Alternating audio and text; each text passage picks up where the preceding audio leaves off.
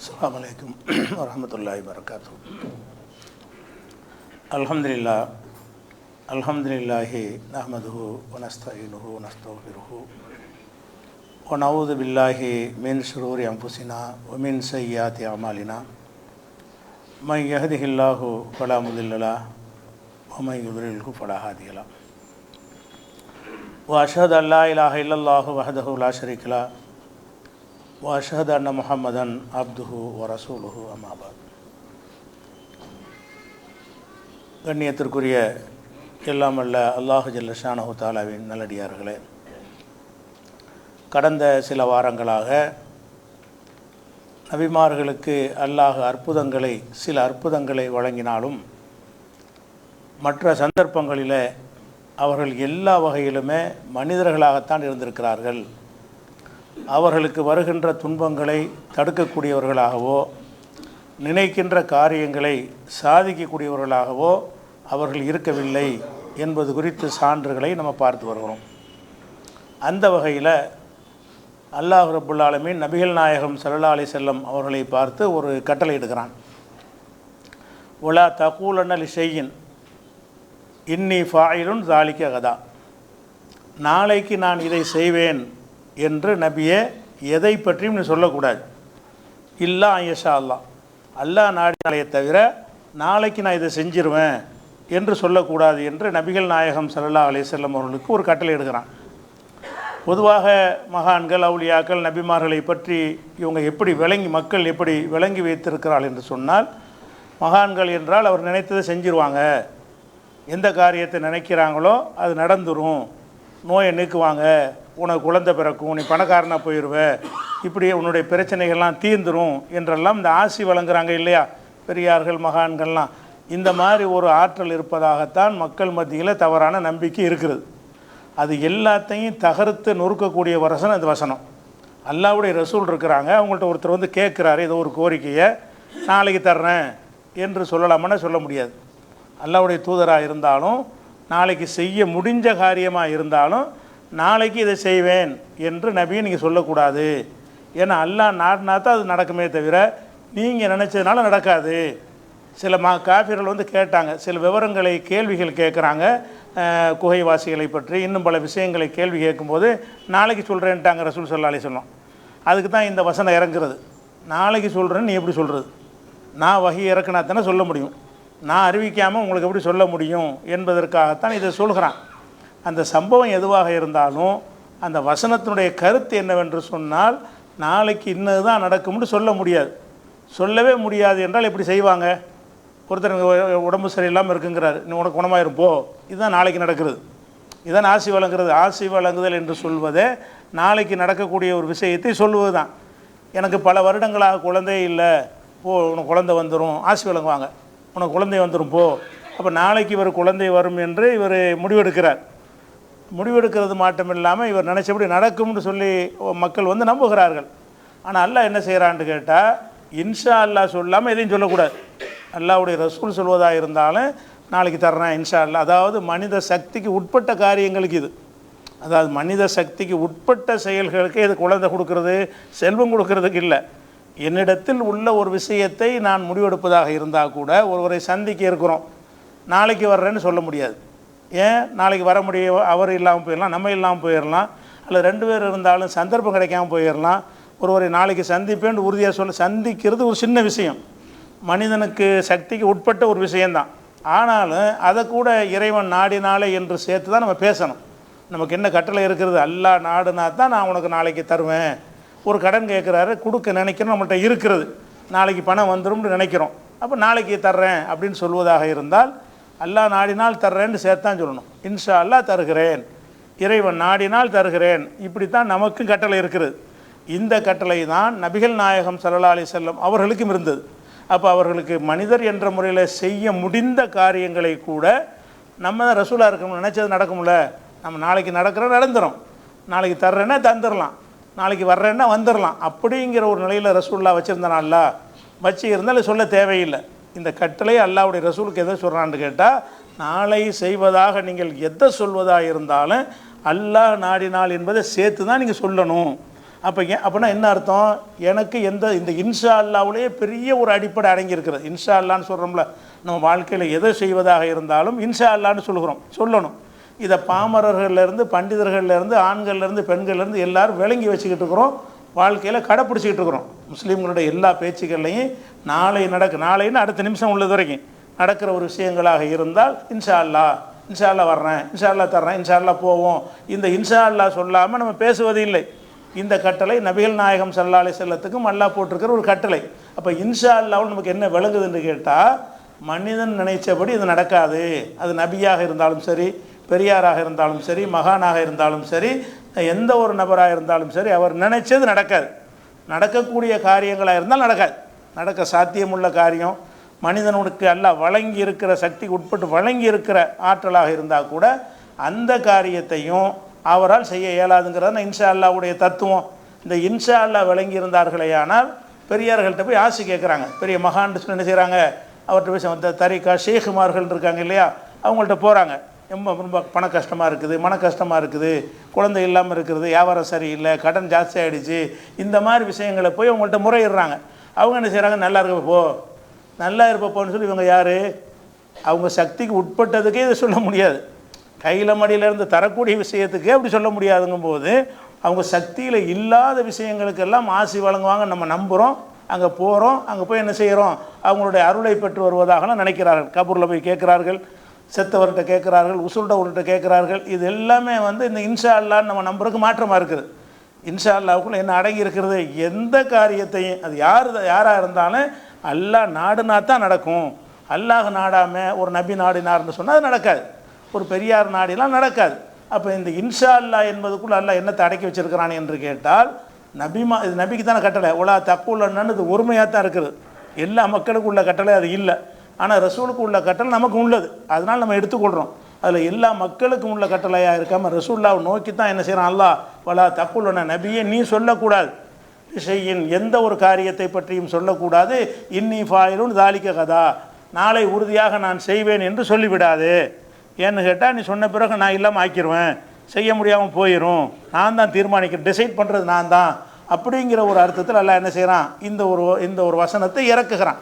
அப்போ நம்ம இந்த ஒரு விஷயத்தை ஆழமாக மக்கள் நம்பி இருந்தார்கள் என்று சொன்னால் எந்த மனுஷன்ட்டையும் என்ன செய்ய மாட்டாங்க, உதவி தேடி போக மாட்டாங்க. அவன் சக்திக்கு உட்பட்ட விஷயங்களுக்கு இந்த அதிகாரத்தை எல்லாம் கொடுக்கலன்னு சொன்னால், சக்திக்கு இல்லாத விஷயங்கள் எப்படி செய்வாங்க? ஒரு மனிதனுக்கு குழந்தையை கொடுக்கக்கூடியது சக்தியில் உள்ளது இல்லை, யாருடைய சக்தியிலையும் இல்லை.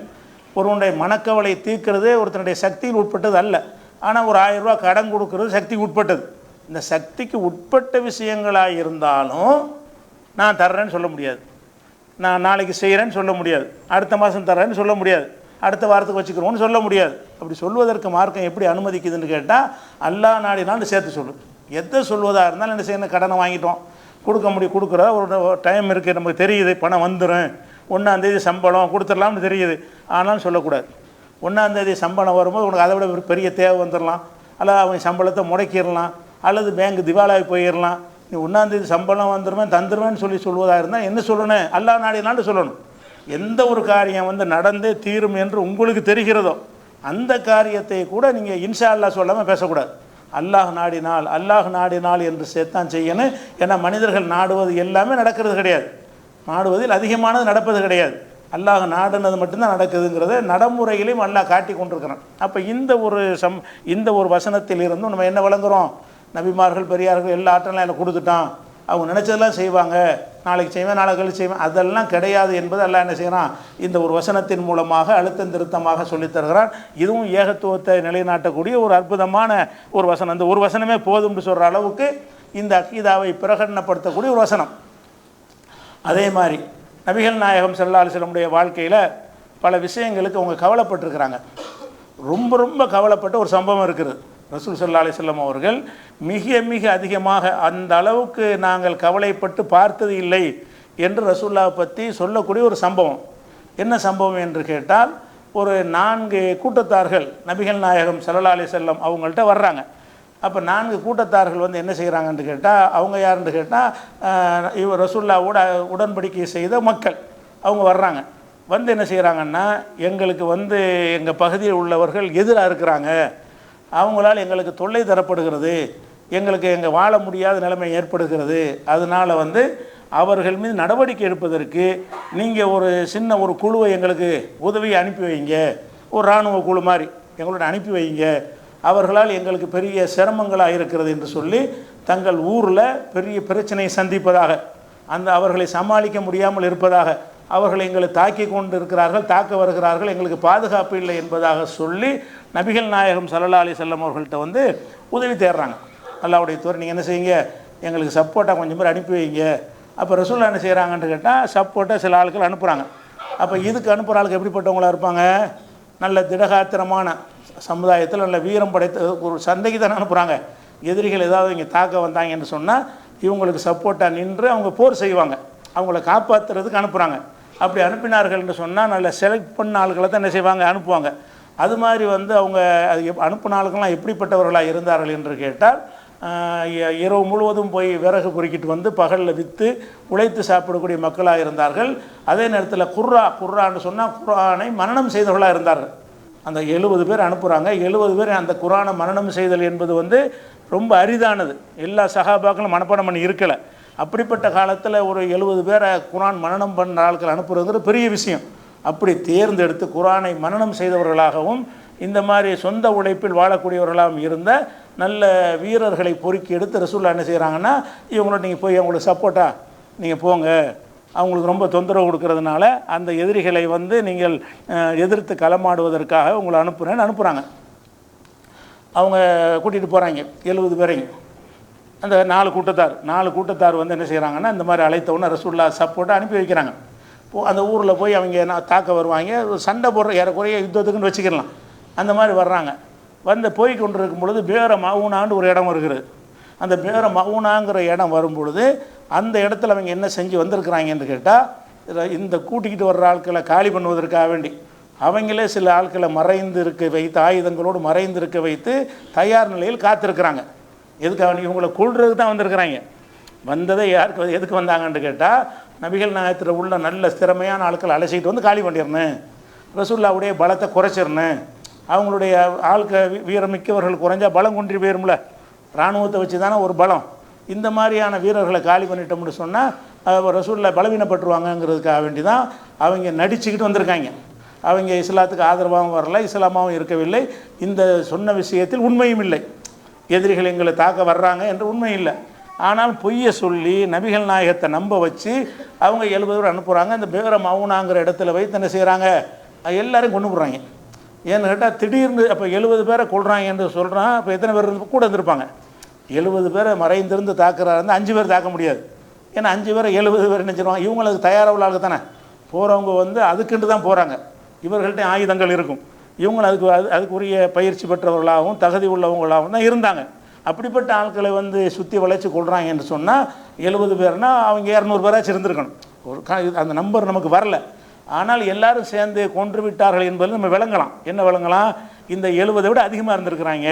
அதுவும் திடீர்னு வந்து தாக்கக்கூடிய, பின்புறமாக வந்து தாக்கக்கூடிய தாக்குதலை வந்து முறியடிக்க கஷ்டம்.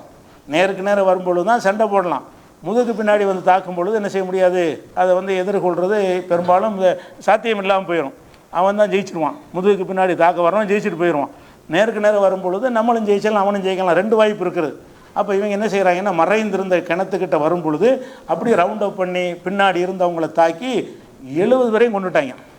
அப்போ 70 வரையும் கொள்வதற்குரிய வலிமை மிக்கவர்களாகவும் அதுக்குரிய ஆயுதங்களோடு தான் செஞ்சுருக்கிறாங்க. இந்த செய்தியை ரசூலுல்லாஹ் இது கேள்விப்பட்ட எப்படி இருக்கும்? எவ்வளோ பெரிய நம்பிக்கை துரோகம் இது! நபிகள் நாயகம் ஸல்லல்லாஹு அலைஹி வஸல்லம் அவர்கள் எப்படி நம்பி அவங்க வந்து அனுப்புனாங்க. இதன் மூலமாக நம்ம மக்களுக்கு துணை செய்ய போகிறோம், அப்போ இஸ்லாத்தினுடைய எதிரிகளுக்கு நம்ம பதிலடி கொடுக்க போகிறோன்றதில் எவ்வளோ ஒரு நம்பிக்கையோடு அனுப்பி வச்சுருப்பாங்க. அதுவும் நல்லா தேடி தேடி பார்த்து தகுதியானவங்களை பார்த்து இவங்கெல்லாம் அதுக்கு தகுதியாக இருப்பாங்கன்னு அனுப்பி வச்ச ஆட்களை காலி பண்ணிட்டாங்கன்னு சொன்னால் பெரிய ஒரு இழப்பு. இவங்கெல்லாம் ஒரு படை வீரர்களுக்கு உள்ள ஒரு ஆட்கள். அந்த மாதிரியான ஒரு இராணுவம், சாதாரண மக்கள் மரணிப்பது இராணுவம் மரணிப்பதற்கு வித்தியாசம் இருக்குல்ல. ஒரு போர்க்களத்தில் வந்து ஒரு குடிமக்கள் 1000 பேர் இறந்தாலும் அந்த நாடு கவலைப்படாது. ஒரு 50 இராணுவ வீரர்கள் இறந்தாங்கன்னா பெரிய கவலைப்படுவாங்க. ஏன்னா இவன் தான் நாளைக்கு நின்று களத்தில் நிற்கக்கூடியவன் அப்படின்னு உலகம் பூரா உள்ள ஒரு விஷயம். அப்போ இவங்க இராணுவத்துக்கு உள்ளவர்களாக நடவடிக்கையில் ஈடுபடக்கூடிய மக்களாக இருக்கிறாங்க. அப்படிப்பட்டவர்களை அனுப்பி இருக்கும்போது அவங்கள வந்து என்ன செஞ்சிட்டாங்கன்னா சதி பண்ணி கொண்டுட்டாங்க. நேருக்கு நேர கொள்ள முடியாதவர்கள் இந்த மாதிரி சதி வேலை பண்ணி அழைத்துக்கிட்டு வந்து பின்புறமாக இருந்து தாக்கி கொண்டுட்டாங்க. இந்த சம்பவத்துக்கு பிறகு ரசூலுல்லாஹ் கவலைப்படுறாங்க. அப்படி கவலை. இதைத்தான் சொல்கிறாங்க, நபிகள் நாயகம் ஸல்லல்லாஹு அலைஹி வஸல்லம் இதை கேள்விப்பட்ட பிறகு கவலை அடைகிறாங்க. எந்தளவு கவலை என்று சொன்னால், இந்த மாதிரி அவங்க கவலைப்பட்டு நாங்கள் பார்த்தது இல்லை. சஹாபாக்கள் சொல்கிறாங்க, ரசூலுல்லாஹ் அந்த கவலை எப்படிப்பட்டதுன்னு கேட்டால், பல கவலைகளை பார்த்துருப்பாங்க. ரசூலுல்லாஹ் வந்து பல விஷயங்கள் கவலைப்பட்டிருப்பாங்க. அந்த கவலை இந்த கவலையும் கம்பேர் பண்ணி பார்க்குறாங்க. இப்படி ஒரு கவலை எதுக்கு ரசூலுல்லாஹ் படலையே, இவ்வளோ பெரிய கவலைப்படுறாங்களே என்கிற அளவுக்கு அந்த சம்பவம் இருந்தது. அதுக்கு பிறகு தான் ரசூலுல்லாஹ் என்ன செய்வாங்கன்னா, அந்த 4 கூட்டத்தாருக்கு எதிராக தொழுகையில் குனூத் ஓதுவாங்க. இறைவா அந்த 4 கூட்டத்தார் பேரையும் சொல்லி இறைவலு தக்குவானு இவங்களையெல்லாம் என்ன செஞ்சிரு, அழித்து விடு, அவங்கள வந்து நீ தண்டிச்சிக்க அப்படின்னு சொல்லி ஒரு அநியாயம் பண்ணிட்ட காரணத்தினால அவங்களுக்கு எதிராக தொழுகையில் 1 மாத காலம் குனூத் ஓதுறாங்கன்னு சொல்கிறோம். இதுக்கு தான் ஓதுறாங்க. 1 மாத காலம் ரசூல் ஸல்லல்லாஹு அலைஹி வஸல்லம் அவர்கள் குனூத் ஓதுற இதுக்கு தான், இந்த ஒரு விஷயத்திற்கு குனூத் ஓதி இருக்கிறார்கள். குனூத்துன்னு சொன்னால் தொழுகையில் அவங்களுக்கு எதிராக தொழுகையிலேயே துவா செய்வது, 5 வேளையிலும் துவா செய்வது. 1 மாத காலம் தொடர்ச்சியாக என்ன செய்கிறாங்க, குனூத் ஓதுறாங்கன்னா அந்த பாதிப்பு எவ்வளோ இருக்குன்னு பாருங்கள். ரசூல் ஸல்லல்லாஹு அலைஹி வஸல்லம் எவ்வளோ பாதிப்பு, எவ்வளோ மனக்கவலை இருந்தால் 1 மாதம் அந்த ஆறுவதற்கு 1 மாதம் எடுத்திருக்குது. 1 மாத காலம் இதை நினச்சி என்ன செய்கிறாங்க, குனூத் ஓதுற அளவுக்கு கடுமையான ஒரு கவலையில் ஆழ்ந்திருக்கிறாங்க. அப்போ இந்த ஒரு டோட்டல் சம்பவத்தில் பல விஷயங்களை நம்ம அறிந்து கொள்ள முடிகிறது. இஸ்லாத்தினுடைய அடிப்படை கொள்கை, நபிமார்கள்டா யார், அல்லாண்டா யார் என்கிற வேறுபாட்டை எல்லாம் அவ்வளோ தெளிவாக இந்த ஒரு சம்பவம் நமக்கு விளக்குகிறது. எப்படி விளக்குகிறது? முதலாவது விஷயம், வந்தாங்கல்ல அவங்க உதவி கேட்டு, அவங்க யாருங்கிற ரசூலுல்லாஹ்வுக்கு தெரியலை. முதல் விஷயம் என்னன்னு கேட்டால், வந்திருக்கிறாங்க இல்லை ரசூலுல்லாஹ் எல்லாம் தெரியும், மறைவானலாம் அப்படி தானே ஏமாற்றிட்டு இருக்காங்க, தரிக்கா முறித்து என்ன செய்கிறாங்க, உங்கள் மனசுலாம் கண்டுபிடிச்சிடுவார் அப்படிங்கிற மாதிரி தான் என்ன செய்கிறாங்க, பயங்காட்டி கொண்டு இருக்கிறார்கள். அவுலியாக்களுக்கு வந்து உங்கள்கிட்ட உள்ள எல்லாமே தெரியும், அவங்களுக்கு தெரியாது ஒன்றுமே கிடையாது, இங்கே இருந்துக்கிட்ட லவ்ஹுல் மஹ்ஃபூலை பார்ப்பாங்க, இப்படியெல்லாம் அவுலியாக்கள் பேரில் கதை எழுதி வச்சுருக்கிறாங்க. இங்கே இருந்துக்கிட்ட லவ்ஹுல் மஹ்ஃபூல் எழுதுனதை பார்த்து நமக்கு என்ன இருக்குதுன்னு பார்த்து அந்த வரியை படித்து உங்கள்கிட்ட சொல்லிடுவாங்களாம். இப்படியெல்லாம் அவுலியாக்கள்ங்கிற பேரில் கதை விட்டுட்டு இருக்கிறாங்களே, அப்போ நபிகள் நாயகத்துக்கு அதை படிக்க முடியலையே. லவ்ஹுல் மஹ்ஃபூலில் உள்ளது படித்தா நினைச்சிருப்பாங்க, பார்ப்பாங்க, இவங்க இதுக்கு தான் வந்திருக்கிறாங்க, அது இருக்கத்தானே செய்யும். அதில் லவ்ஹுல் மஹ்ஃபூலில் இவங்க எதுக்கு வந்திருக்காங்கன்னு தானே செய்யும் இருக்கு. ரசூலுல்லாஹ்வுக்கு தெரியுமா? தெரியாது. அப்போ நபி ஸல்லல்லாஹு என்ன செய்கிறாங்கன்னா, அவங்க சொல்லை நம்புனாங்கல்ல, நம்புவது எதை உங்களுக்கு காட்டுகிறது? அவங்க அல்லாஹ்வால் வஹி அறிவித்து கொடுக்கப்பட்டாலே தவிர மற்ற விஷயங்களில் எல்லா மனிதர்களை போல தான் இருந்தாங்க. நமக்கு எப்படி ஒருத்தன் வந்து ஏமாற்ற வந்தால் நம்ம கண்டுபிடிக்க இயலாதோ, அதே மாதிரி நிலையத்தான் அவங்களும் இருந்தாங்க. அல்ல அறிவித்து கொடுத்தா தெரிஞ்சிடும். சில விஷயங்களை அறிவித்தான் கொடுத்துருக்குறான். அறிவித்து கொடுத்த விஷயங்களே அவங்க சொல்லியிருக்கிறாங்களே தவிர அறிவிக்கப்படாத விஷயம் இதில் கூட என்ன செய்கிறாங்கன்னா, கொல்லப்பட்டாங்கல்ல, கொல்லப்பட்டவன் நல்லா அறிவித்து கொடுக்குறான். அது தெரியுது, இது தெரியுது. கொல்லப்பட்ட செய்தியை மக்களுக்கு சொல்கிறாங்க, கொண்டு விட்டாங்க, கூட்டிகிட்டு போய் கொண்டு விட்டாங்கன்னு. அப்போ கொன்று விட்டார்கள் என்ற செய்திக்கு வகி வருது, அதை சொல்லி போடுறாங்க. இந்த வகி முன்னாடி வந்திருந்தா அவங்க அனுப்பியிருக்க மாட்டாங்களே. அப்போ அல்லாஹ் என்ன செய்கிறான்னு கேட்டால், அவங்கள மனித நிலையில் தான் வைக்கிறான். அப்போ நபிகள் நாயகம் ஸல்லல்லாஹு அலைஹி வஸல்லம் அவர்கள் இதை நம்பி அவங்கள மக்களால் ஏமாற்றப்பட்டு தானே இந்த ஒரு பெரிய இழப்பையை சந்தித்தாங்க.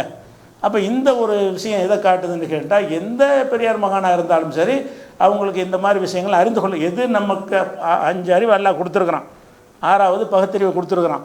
இந்த 6 அறிவை கொண்டு என்ன விளங்க முடியுமோ அதைத்தான் எல்லா நபிமார்களும் வழங்குவார்கள். 6 அறிவை கொண்டு என்ன விளங்க முடியுமோ, 6 அறிவு என்னது, பார்த்து அறிவார்கள், நீங்களும் அறிவீங்க, கேட்டு அறிவார்கள், நீங்களும் அறிவீங்க, நான் எல்லாரும் அறிவார்கள். அது மாதிரி சுவைத்து அறியுது, இன்னொரு வாயில் வச்சு பார்த்து புளிக்குது இனிக்குதுங்கிறோம்ல, இப்படி அறிகிறது, காதில் கேட்டு அறிகிறது, தொட்டு பார்த்து அறிகிறது. இப்படியான ஒரு 5 புலன்களும் 6வதாக சிந்திக்கிற ஒரு அறிவையும் எல்லாம் தந்திருக்கிறான். சிந்திச்சு பார்த்து விளங்குறது. இந்த சிந்திச்சு பார்த்து இதிலேருந்து இதுதான் இருக்கும், இது இந்த புகை வந்துச்சு, நாங்கள் நெருப்பு இருக்குன்னு விளங்குறோம்ல, புகையைத்தான் பார்க்குறோம், நெருப்பு இருக்குன்னு விளங்குறது சிந்திச்சு விளங்குறது, நெருப்பை நம்ம பார்க்கல. இப்படி விளங்கக்கூடிய விஷயங்கள் இந்த 6 தானே இருக்குது. இந்த 6க்கு மேலே விளங்குறதுக்கு ஒரு சக்தி மனிதனுக்கு இருக்குதா? இல்லை. அப்போ உள்ளத்தில் உள்ளதை விளங்குற இந்த 6ல் வராது. இந்த 6ஐ கொண்டு ஒரு மனிதன் மனசில் என்ன நினைக்கிறாங்கிறத பார்த்து அறிய முடியுமா? கேட்டு அறிய முடியுமா? தொட்டு பார்த்து அறிய முடியுமா? சுவைத்து அறிய முடியுமா? சிந்திச்சு பார்த்து அறிய முடியுமா?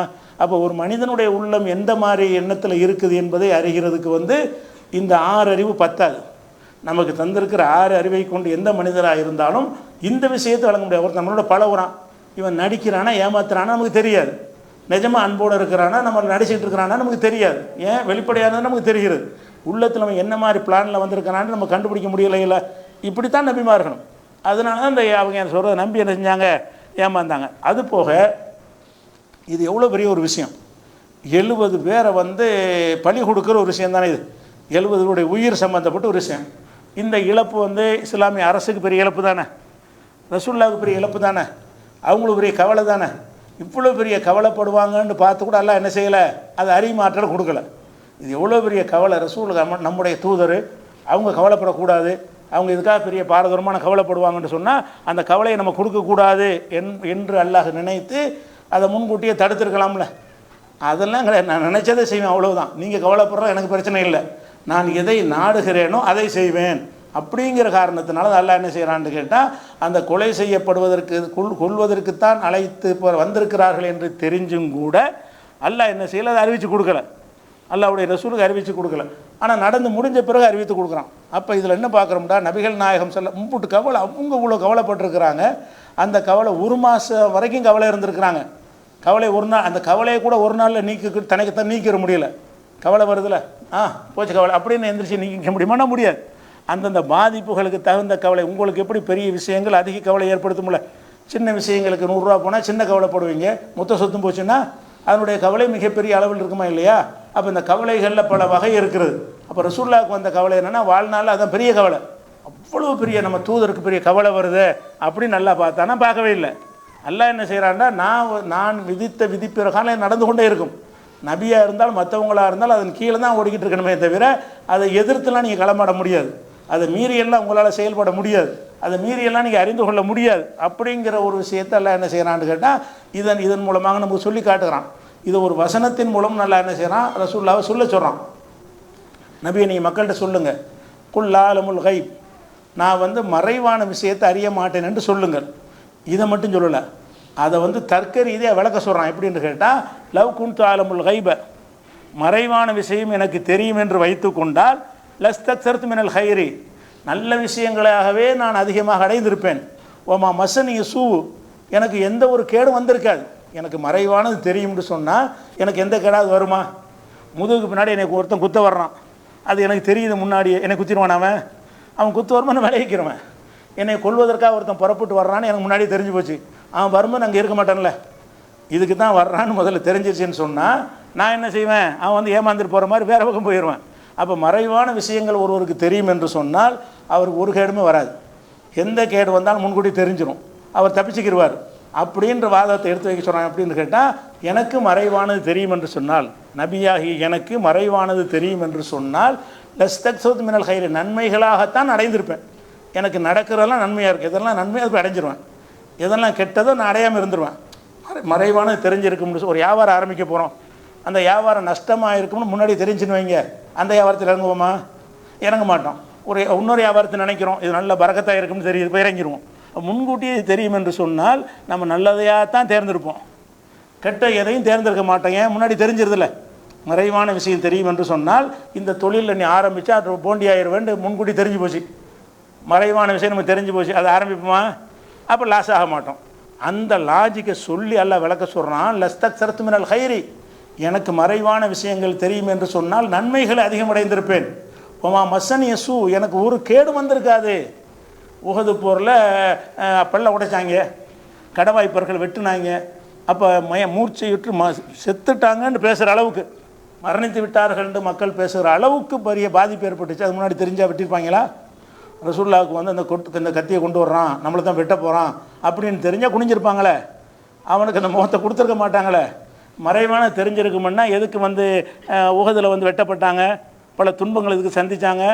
அப்படிங்கிற ஒரு அடிப்படையில் அல்லாஹ் நினைச்சான் அந்த வசனத்தின் மூலமாக, லவ் குன்து அலமுல் கைப், மறைவானது எனக்கு தெரியும் என்று சொன்னால், லஸ்தக்ஸர்து மினல் ஹைரி, நன்மைகளாகவே அள்ளியிருப்பேன், குவித்திருப்பேன். ஓமா மசனிய சூ, எனக்கு எந்த கேடும் வந்திருக்காது. தொட்டதெல்லாம் தொடங்கி கொண்டே இருக்கும். ஏன்? ஒருத்தனுக்கு மறைவானது தெரியும்னா தொட்டெல்லாம் தொடங்கும். ஏன்? அவன் எது தொடங்குமோ அதை ஆரம்பிப்பான், அதெல்லாம் ஈடுபடுவான். மறைவான விஷயம் தெரிஞ்சுன்னு சொன்னால் அவனுக்கு எடுக்கிற எந்த காரியம் ஃபெயிலியர் ஆகாது. ஏன்னு கேட்டால் அந்த ரிசல்ட் முன்னாடி தெரிஞ்சிருதில்ல, இப்படி தான் நடக்கும்னு சொல்லி. அப்போ அந்த தேர்ந்தெடுக்கிற விஷயங்கள் சரியாகவே இருக்கும். இப்படி ஒரு லாஜிக்காக தர்க்க ரீதியாக இந்த வாதத்தை எடுத்து வைக்க சொல்லி நபியின் வாயால் அதை சொல்ல சொல்கிறான். நபியை உனக்கு தெரியாது நல்லா கூட சொல்லலாம், அப்படி சொல்லலாம். நீ போய் மக்கள்கிட்ட சொல்லு. எப்படி சொல்லணும்? எனக்கு ஒன்றும் தெரியாதுப்பா, மறைவானது தெரிஞ்சுன்னு சொன்னால் எனக்கு கெட்டது வந்திருக்குமா, என்னை அடிச்சிருப்பாங்களா, பல போர்களை எனக்கு பல போரில் தோத்தாங்கள ரசூலுல்லாஹ், பல போர்களில் ஜெயித்தாங்க, பல போர்களில் தோத்தார்கள். பல போர்களில் பல சஹாபாக்கள் கொல்லப்பட்டார்கள், எதிரிகளும் கொல்லப்பட்டார்கள், நபித்தோழர்களும் கொல்லப்பட்டார்கள். ரசூலுல்லாஹ்வுடைய சின்னவாப்பா ஹம்சா உள்பட ஷஹீதானார்கள். இதெல்லாம் மறைவான தெரிஞ்சிருந்தால் அவர் அனுப்பியிருக்க மாட்டாங்கல்ல. இவர் இந்த போரில் கொல்லப்பட்டுருவார், அதனால் நீ வீட்டில் உட்காந்துக்க அப்படின்னா கொல்லப்பட மாட்டாரா இல்லையா? அப்போ ரசூலுல்லாஹ்வுடைய வாழ்க்கையில் எவ்வளவு விஷயம் துன்பங்களை சந்திச்சிருக்கிறாங்க. அப்போ அதெல்லாம் ஏற்பட்டிருக்கக்கூடாது, மறைவான இப்படின்னு சொல்கிறான் பாருங்கள். இந்த வசனத்துக்கு ஏற்பத்தான் இந்த சம்பவம். அவங்களுக்கு மறைவானது மட்டும் தெரிஞ்சிருச்சு சொன்னால் இந்த 70 உயிர் மிச்சம், 70 பேரை கொண்டிருக்க முடியாது, அவங்க அனுப்பியிருக்க மாட்டாங்க, எந்த பாதிப்பு ஏற்படாது, கவலையும் வந்திருக்காது. அப்போ அல்லாஹ் என்ன மாதிரி நிப்பாட்டுறான்னு கேட்டால், எந்த ஒரு மகான் பெரியவராக இருந்தாலும் சரி, நாளை நடக்கிற விஷயம் தெரியாதுன்னு இன்ஷா அல்லாஹ் மூலமாக அல்லாஹ் என்ன செய்கிறான், தெளிவுபடுத்துகிறான். இந்த சம்பவத்தின் மூலமாக பேர மவுனா சம்பவம் வாங்க, மவுனா கிணறுன்றதுக்கு அந்த சம்பவத்துக்கு பேர் பேர மவுனாவுடைய சம்பவம்னு சொல்லுவாங்க. அந்த கிணற்றில் கொல்லப்பட்ட அந்த சம்பவம் வரலாற்றில் நிகழ்ந்தே இருக்காது. அப்போ இதெல்லாம் எதை காட்டுகிறது என்று சொன்னால், மனிதர்களுக்கு கடவுள் தன்மை கடுகளவும் கிடையாது. எந்த பெரியார் மகான்லாம் அவங்க வந்து ஒரு நல்லவரெல்லாம் வெளியில் மதிச்சுக்கலாமே தவிர, அவங்களால் வந்து நினச்சதை செய்ய முடியும் அப்படின்னு நினைப்பதற்கு கடுகுல 1,00,000 ஒரு அளவு கூட அல்ல அனுமதி வைக்கலை. இஸ்லாம் மார்க்கத்தில் கடுகில் 1,00,000 ஒரு பங்களவு கூட அதுக்கு சான்றாக என்னமாவது மார்க்கத்தில் இருக்கானா இல்லை. அதை உடைச்சி நொறுக்கிறதுக்கு தான் ரசூலுல்லாஹ் வந்தாங்க, அதை உடைக்கிறதுக்கு தான் எல்லா நபிமார்களும் வந்தாங்க. இஸ்லாமே அதுக்கு தான் வந்துச்சு. மறுமையில் வெற்றி பெறுவதற்கு அல்லாஹ் தான் எல்லாம்ங்கிறத நம்புறதெல்லாம் வெற்றியே இருக்கிறது. ஆனால் அதை மறந்து என்ன செய்கிறாங்கன்னு கேட்டால், மக்கள் ஒரு செத்து போன ஆட்கள்கிட்ட போய் என்ன செய்கிறாங்க, என்னென்னா அது ஒரு சர்ச்சை ஓடிக்கொண்டிருக்கிற ஜமாத் உலமா சபையிலேருந்து என்ன செய்கிறது, இப்போ ஒரு 2 வீடியோ 2 ஆலிம்கள் முரண்பட்டு பேசுகிறார்கள்னு சொல்லி ஜமாத் உலமா மாநாட்டிலேயே பெரிய சண்டை நடந்து ஓடிக்கிட்டு இருக்கிறது, விஷயம் ஓடிக்கிட்டு இருக்கிறது. என்ன செய்கிறாங்க, அவுலியாக்கிட்ட கேட்கலாம், அவங்க உதவி செய்வாங்க, ஆனால் அல்லான்னு நினச்சி கேட்கக்கூடாது, வேறு அல்லா இல்லைன்னு நினச்சிட்டு கேட்கலாமா. அவுலியாக்கிட்ட கேட்கலாம், எப்படி கேட்கலாம், அவங்க இறைவன் நினச்சிட்டு கேட்கக்கூடாது, அவங்க இறைவன் இல்லை அல்லாட்ட வாங்கி தருவான்னு சொல்லி கேட்கலாம் அப்படிங்கிற மாதிரி நியாயப்படுத்தக்கூடிய கட்சி பார்க்குறோம். அப்படி அதை சிலைக்கும் சொல்லுவான்ல, சிலைகிட்ட போய் கேட்கலாம், அல்லான்னு நினச்சி கேட்கக்கூடாது, அது சிலை தான் அப்படி நினச்சிட்டு கேட்கலாமா, நீங்கள் நினச்சா சரியாயிருமா, அப்படி நினைக்கிறதுக்கு என்ன பேசிக்கில் அல்ல அனுமதி கொடுத்துருக்கான், அதுக்கு அனுமதி கிடையாது. அப்போ இப்படி சொல்கிற இப்படி ஒரு பக்கம் எக்ஸ்ட்ரீமாக உள்ள மக்களுக்கு மத்தியில் இஸ்லாமிய ஆதாரம் எவ்வளோ தெளிவாக இருக்குன்னு பாருங்கள். குர்ஆனுடைய ஆதாரம், ஹதீஸுடைய ஆதாரங்கள் எவ்வளோ தெளிவாக இருக்குன்னு கேட்டால், இந்த ஷிர்க்குடைய ஒரு கடுகளவுக்கு கூட அனுமதி கொடுக்காத வகையில் ரொம்ப தெளிவான வசனங்களாக இருப்பதை பார்க்கிறோம். இது போன்ற இன்னும் பல சம்பவங்கள் இருக்கிறது. இன்ஷா அல்லாஹ் அது அடுத்தடுத்த வாரம் பார்க்கலாம்.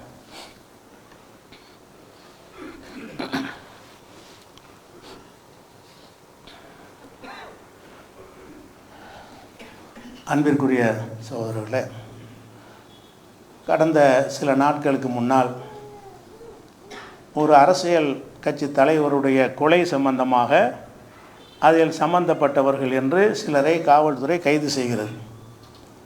கைது செய்து வைத்திருந்தவர்களில் ஒரு ஆளை என்கவுண்டர் மூலமாக நினைச்சிட்டாங்க, காவல்துறை வந்து சுட்டு கொண்டுட்டாங்க. அதில் சம்பந்தப்பட்டவராக இருக்கக்கூடிய ஒரு ஆளை கொண்டுட்டாங்க. போலீஸ் கஸ்டடியில் இருக்கக்கூடிய ஒரு ஆள், அவரை வந்து தப்பிச்சு போகும்போது நாங்கள் என்ன செஞ்சோம், விரட்டி சென்று சுட்டு கொண்டுறோம்னு சொல்கிறாங்க. இந்த என்கவுண்டருங்கிறதே எல்லாருக்குமே தெரியும், நாட்டு மக்களுக்கும் தெரியும், பத்திரிகையாளருக்கு தெரியும், உலக மக்களுக்கும் தெரியும். இது ஒரு செட்டிங், பொய், இப்படியெல்லாம் நடக்காது. போலீஸார் வந்து என்கவுண்டர்னு சொல்கிறாங்கல்ல, யாரை போட்டுத்தல் நினைக்கிறாங்களோ அதுக்கு இந்த என்கவுண்டருங்கிற வார்த்தையை போட்டுருவாங்க. என்னென்னு கேட்டால், எங்களை தற்காப்புக்காக வேண்டி அவங்க எங்கள் துப்பாக்கி பறித்து அவர் எங்களை கொல்ல முயற்சி பண்ணினார், நாங்கள் திருப்பி சுட்டுட்டோம் அப்படிங்கிறதுக்கு பேர் தான் என்கவுண்டர்னு வச்சுருக்கிறாங்க. அது வந்து அந்த மாதிரி சம்பவம் நடக்கிறதுக்கு தான் இதை செய்கிறாங்களோ நான் இல்லை. ஏன்னா காவல்துறையினர் வந்து இந்த ஒரு ரவுடிகளை மிரட்டும் போது என்ன செய்வாங்க, என்கவுண்டரில் போட்டுருவாங்க. அப்படின்னா என்ன அர்த்தம், அவன் தாக்க வந்தால் தானே கொள்ளணும், அதுக்கு பேர் தானே என்கவுண்டர் இருக்கிறீங்க, முன்னாடியே சொல்லுவாங்க உனக்கு என்கவுண்டரில் போட்டுருவேன் அப்படின்னா என்ன அர்த்தம், நினச்சேன்னு சொன்னால் யாரை வேண்டாலும் நான் போட்டு தள்ளிடுவேங்கிற அர்த்தம் தான் இது. அப்போ இந்த மாதிரி அந்த ரவுடின்னு சொல்லப்படக்கூடிய ஒரு ஆளை என்கவுண்டரில் கொள்கிறாங்க. இது வந்து மக்கள் மத்தியில் வரவேற்கத்தக்கதாக இருக்கிறது. இந்த செயல் வந்து மக்கள் மத்தியில் வரவேற்கத்தக்க ஒரு விஷயமாக இருக்கிறது. ஏன் வரவேற்கிறாங்கன்னு கேட்டால், இவரே இப்படி பண்ணிகிட்டு இருக்காங்க, கொலை பண்ணிகிட்டு இருக்கிறாங்க, இதான் சரி, கோர்ட்டுக்கு போணுச்சுன்னா இவங்கெல்லாம் இந்த 30-40 வருஷம் ஆகும், நடக்குமா அப்படிங்கிறதுனால இதுதான் சரிங்கிற ஒரு அளவில் மக்கள் மனசில் இருக்கிறது. ஆனால் அதில் முக்கியமான ஒரு அடிப்படையை கவனிக்க வேண்டும். இந்த வாசலை நம்ம திறந்தால் யாரை தண்டிப்பதாக இருந்தாலும் சந்தேகத்துக்கு இடமில்லாமல் குற்றத்தை நிரூபிக்கணும். அதுக்கு நீதிமன்றம் இருக்குது, நிரூபிக்கிறதுன்னு இருக்குது, நீதிமன்றங்கள் இருக்குது. இவன் தான் செஞ்சான் என்று சொன்னால் அதுக்குரிய ஆதாரத்தை நீதிமன்றத்தில் வச்சு நிரூபித்து அந்த சாட்சி இவன் தரப்பு வாதங்களையும் கேட்டு இவன் தான் குற்றவாளி என்று அதுக்குரிய ஆதாரங்களோட, சாட்சிகளோட, சான்றுகளோட, ஆவணங்களோட முடிவு செஞ்சுட்டு நீதிமன்றம் தான் இவனை கொல்லு, தூக்கில் போடு என்று சொல்லணுமே தவிர போலீஸாருக்கு அந்த அதிகாரம் இருக்கக்கூடாது ஒரு நாட்டில். இந்த விஷயத்தில் அந்த சிசிடிவி கேமராவில் வந்தான் இருக்கிறாங்கிறத பார்த்து உங்களுக்கு அது சரி மாறி பட்டாலும் நாளைக்கு உங்களை பிடிச்சி செஞ்சால் என்ன செய்வீங்க? யாரையும் இந்த அதிகாரம் போலீஸ் கையில் என்கவுண்டருங்கிற ஒரு விஷயம் இருக்கும் என்று சொன்னால் அப்படியும் பல இடம் நடந்திருக்கிற. அப்படியும் நடத்துகிற 2000 பேருக்கு 3000 பேருக்கு மேலே ஊபியில் என்கவுண்டரில் முஸ்லீமாக போட்டு தள்ளியிருக்கிறாங்க. அப்போ இந்த என்கவுண்டருங்கிற அந்த போலீஸுக்கு அந்த அதிகாரம் இருப்பது எந்த ஒரு ஜனநாயக நாட்டிலும் இருக்கக்கூடாது. நீங்கள் 1000 நியாயங்களை சொன்னாலும் சரி, இவன் தான் இந்த சிசிடிவி கேமராவில் இவன் தான் கொள்வது தெரியுதுல, அது உங்களுக்கு போலீஸுக்கு அந்த அதிகாரம் இருக்கா? சட்டத்தில், அரசியல் சாசனத்தில் கைது பண்ணுற அதிகாரம் தானே இருக்கிறது. அதை முறையாக வழக்கை தொகுத்து குற்றப்பத்திரிக்கை தாக்கல் பண்ணி நீதிமன்றத்தில் கொண்டு நிறுத்தி அவனை குற்றவாளி நிரூபித்து தண்டனை வாங்கி கொடுக்கறதுக்கு தானே போலீஸ் இருக்கிறது. போலீஸை எடுத்துக்கிட்டு இந்த மாதிரி பண்ணாங்கன்னு சொன்னால் அப்போ அப்பாவிகளையும் அவங்க அந்த போலீஸார் சுட்டுக் கொள்வதற்கான வாசல் திறக்கப்படுகிறது. இதை சின்ன விஷயமாக எடுத்துக்கொண்டு இருந்தோம் என்று சொன்னால் யாரை வேண்டாம் பிடிக்காத என்ன செய்வாங்க, எங்களை தாக்க வந்தான் கொண்டுட்டோன்றுவாங்க. இவர் நிறைய தமிழகத்தில் நடந்திருக்குது. இதே தமிழகத்திலையும் நிறைய விஷயங்கள் பொய்யான அப்பாவிகள் மீது இந்த மாதிரி எங்களை தாக்க வந்தாங்க அப்படின்னு சொல்லி நடக்கக்கூடிய ஒரு நெத்தியில் ஒரு பிளாஸ்திரி ஒட்டிக்கிடுவாங்க. போலீஸ் அடித்ததுக்குண்டு ஒரு பிளாஸ்திரி ஒட்டிட வேண்டியதான், கையில் ஒரு கட்டு ஒன்று போட்டுக்கிற வேண்டியது. இந்த தாக்கப்பட்ட போலீஸும் காயத்தெல்லாம் காட்ட மாட்டாங்க, ஒரு பேண்டேஜை போட்டு விட்டு சேர்ந்து போலீஸை தாக்கின காயம்னு பாருங்கன்னு ஆஸ்பத்திரியில் படுக்க வச்சு நாங்கள் அதனால தான் கொன்றோன்னு சொல்லி இப்படிலாம் இந்த நாடகம் போலீஸுக்கு நடத்துகிற பெரிய விஷயம் கிடையாது. அப்போ இந்த என்ன ஒரு காரணத்துக்காக வேண்டி இது சரியில்லை. ஆனாலும் மக்கள் ஆதரிக்கிறாங்க. மக்கள்கிட்ட என்ன நினைக்கிதுன்னா இதுதான் சரி, மிச்சம் உள்ளவங்களும் அந்த மாதிரி போடுங்கன்னு என்ன செய்கிறாங்க, முகநூல்களில் பதிவு போடுறாங்க, பேசுகிறாங்க. பொதுமக்கள் விஷயத்தில் இது வரவேற்பு இருக்கிறது. எதனால் இந்த வரவேற்பு இருக்கிறது இதை கவனித்து எதனால் இந்த இந்த இதை குறைக்க முடியும் என்பது சிந்தித்து என்ன செய்யணும், சட்டங்கள் அமைக்கப்பட வேண்டும். என்ன சட்டம் கேட்டால் நீ கொலை செஞ்சுட்டான் ஒருத்தன், கோர்ட்டில் வழக்கு போடுறீங்க. வழக்கு போடும்போது தீர்ப்பு வர எவ்வளோ நாள் ஆகும்? அந்த வழக்கு விசாரணைக்கு எடுக்கிறதுக்கு என்ன ஆயிரம் போனோம், கோர்ட்டுக்கு போவோம், 15 நாள் கழிச்சுவா, போவோம் 15 நாள் கழிச்சுவா, போவோம் 15 நாள். இப்போ ஒரு விசாரணை இருக்காது, 15 நாள் கழிச்சிட்டு வாங்குறதுக்கு தான் கோர்ட்டுக்கு போகிறது. கொலை செஞ்சாலும் குடி நிப்பாட்டுவாங்க, நீதிபதி என்ன செய்வார், 22ஆம் தேதி போ, போய் நிப்பாட்டுவாங்க, 32ஆம் தேதி போ, இப்படின்னு தேதியை சொல்லிட்டு தான் நடக்கும். அது 3 வருஷம் ஓடும். அதுக்கப்புறம் அந்த சீரியல் படி வழக்கை எடுப்பார். எடுத்து விசாரித்து தீர்ப்பளிக்கிறதுக்கு எவ்வளோ நாளம்னா அது ஒரு 5 வருஷம் ஆயிரும். ஒரு பெரிய கொலை வழக்காக இருந்தால் கூட அதை தீர்ப்பு அளித்து முடிப்பதற்கு 2 5 வருஷம் 10 வருஷம் 20 வருஷம்லாம் ஆயிடுது. அப்போ இவ்வளோ வருஷங்கள் ஆகும் பொழுது அந்த சாட்சிகள் நிறைய பேர் செத்து போயிடுவான். குற்றத்தை நிரூபிக்கிற அந்த சாட்சியத்தை வச்சு நிரூபிக்கணும். அந்த சாட்சிகள் நிறைய பேர் செத்துருவான். அந்த வழக்கு நடத்தின அதிகாரி 10 அதிகாரி மாறி இருப்பான். இன்றைக்கி ஒரு இன்ஸ்பெக்டர் நடத்திக்கிட்டு இருப்பார், அடுத்த வருஷம் வேறு இடத்துல ட்ரான்ஸ்ஃபர் பண்ணிடுவாங்க. புதுசாக வர்றவனுக்கு அந்த வழக்கு எதுவுமே தெரியாது. அவன் ரஜினிருந்து ஆரம்பிப்பான். அவன் சில கோட்டை விட்டுருவான், சம்பவத்தை ஒழுங்காக விலைக்கு சொல்ல முடியாது. அவன் நடத்திக்கிட்டு பாதி வழக்கு வரும்போது அவனை மாற்றி விட்ருவாங்க, வேற ஒரு அதிகாரி வருவான். அது மாதிரி என்ன ஒன்று கேட்டால் அது மாதிரி அந்த சாட்சி சொல்லணுன்ற எப்போ வரும்னு கேட்டால் அந்த கோபம் இருக்கும்போது மக்கள் உண்மையை சொல்லுவாங்க, ஆறி போச்சுன்னு சொல்ல வர மாட்டாங்க. அப்போ இந்த தீர்ப்பு வழங்குவதற்கு கொலைன்னா 1 மாதத்தில் தீர்ப்பளிக்கணும்னு மட்டும் சட்டம் இருந்தால் இதெல்லாம் நடக்காது. கொலையாளிகள் சட்டப்படியே தண்டிக்கப்பட்டுருவாங்க. ஏன் இதை மக்கள் விரும்புகிறாங்கன்னு கேட்டால் சட்டப்படி தண்டிக்க முடியலை. சட்டம் குற்றவாளிகளை தண்டிக்கக்கூடிய வகையில் இல்லாமல் திரும்ப திரும்ப செய்கிறான். ஏன்னு கேட்டால் கொலை செய்யணும் தப்பிச்சுட்டு வந்துடுறான். ஏன்னு கேட்டால் அந்த இடைவெளியில் மக்கள் மறந்துடுறாங்க. அவன் மிரட்டி மக்களை சாட்சி சொல்கிறவங்களை இது பண்ணிடுறான். அதிகாரிகளும் மாறி போயிடுறாங்க. காலம் கடந்தவன் நீதிபதியே மாறிடுவான். சமயத்தில் வழக்கு நடந்துக்கிட்டு இருக்கும்போது ஒருத்தர் விசாரிச்சு ஒரு நீதிபதி அவரை மாற்றி விட்ருவாங்க, வேறு நீதிபதி வருவார். அவருக்கு அந்த வழக்குடைய தூரும் தெரியாது, தலைப்பும் தெரியாது, ஃப்ரெஷ்ஷாக அவர் ஆரம்பிப்பார். இப்படி இருந்தால் இப்படி குற்றவாளி தண்டிக்கப்படுவான். அப்போ குற்றவாளிகள் தண்டிக்கப்படாமல் போகிறதுனால தான் இப்படியாவது தண்டிக்கணும்னு மக்கள் விரும்புகிறாங்க. இந்த என்கவுண்டரே இப்போ தொலையட்டும், ஏன்னா கோர்ட்டில் தண்டிக்க போகிறாங்க அப்படி நினைக்கிறான். அப்போ இது தீரணுமாக இருந்தால் பெரிய குற்றங்களுக்காது, மற்ற சின்ன சின்ன விஷயங்களை 25 வருஷம் எடுத்துகிட்டு போங்க, பெரிய குற்றங்கள் இருக்கா இல்லையா, கொலை கொள்ளை மாதிரி கற்பழிப்பு மாதிரி விஷயங்கள், இந்த மாதிரி விஷயங்களை விசாரிப்பதற்கு காலக்கெடு நிர்ணயிக்கணும். எடுத்தால் இன்னையிலேருந்து விசாரணை ஆரம்பிச்சிடணும், ஒரே மாதத்தில் தீர்ப்பளிக்கணும். சைனாவிலலாம் அந்த சட்டம் இருக்கிறது. சைனா போன்ற நாடுகளில் எல்லாம் குற்றங்களை தீர்ப்பளிப்பதற்கு காலக்கெடு வச்சுருப்பாங்க. 1 மாதத்துக்குள்ளே அந்த வழக்கு என்ன செய்யணும், 45 நாளில் முடிக்கணும்னு சொல்லி இருந்தால் அந்த 45 நாட்களுக்குள்ளேயே என்ன செய்யலாம், கரெக்டாக சாட்சி சொல்கிறோம், கரெக்டாக வருவோம். அதே அதிகாரி இருப்பார், அதே நீதிபதி இருப்பார், அதே நீதிமன்றத்தில் வழக்கு நடக்கும், வரிசையாக டெய்லி நடந்து கொண்டே இருக்கும். அதுலேயும் 25 வருஷத்துக்கு முன்னாடி நடந்த ஒரு விஷயத்தை நான் பார்த்துருப்பேன். என்னை சாட்சியாக கூப்பிடுவாங்க. அன்னைக்கு பார்த்த மாதிரி நான் சொல்லுவேன்னா, அப்போ நான் கரெக்டாக நான் சொல்லிடுவேன். கொலை நடந்தவுடனே என்னை விட்டு கேட்டால் விஷயத்தை சொல்லிடுவேன். அடுத்து 25 வருஷம் கேட்பாங்க, அவன் பச்சை சட்டை போட்டானா வெள்ளை சட்டை போட்டானாமாங்க. நமக்கு யாபகம் இருக்காது, வராது. 25 வருஷத்துக்கு முந்தைய ஒரு சாட்சிக்கு போய் நிப்பாட்டுறாங்க. எப்போ நிப்பாட்டுறான்? அந்த சம்பவத்தை பார்த்து 25 ஆண்டுகள் ஓடிடுச்சு. அவன் திடகாத்திரமாக இருக்கும்போது பார்த்துருப்பான். இப்போ தளர்ந்து போய் வயசாகி போய் அவனே கிழவனாக போயிருப்பான். அவனை கொண்டே நிப்பாட்டி கேட்டால் என்ன உன்னோட கொண்டு சொல்லுவான், குற்றவாளி தப்பிச்சிருவான். அப்போ நீங்கள் வழக்கு விசாரிப்பதற்கு தீர்ப்பளிப்பதற்கு நீங்கள் அநியாயமாக வருடக்கணக்கில் எடுக்கிற விஷயம் மட்டும் இல்லை என்று சொன்னால் இந்த என்கவுண்ட் இல்லாமலே என்ன செய்யலாம், குற்றவாளிகளை தண்டிக்கலாம். இந்த என்கவுண்டர் ஆதரிக்கிறதுக்கு என்ன காரணம்னு கேட்டால் குற்றவாளிகள் தண்டிக்கப்படாமல் போகிறாங்கன்றது காரணம். அது உண்மைதான். அது வருவதாக இருந்தால் என்ன செய்யணும்னு கேட்டால் காலக்கெடு போட்டு என்ன செய்யணும், சட்டங்கள் திருத்தப்பட வேண்டும்.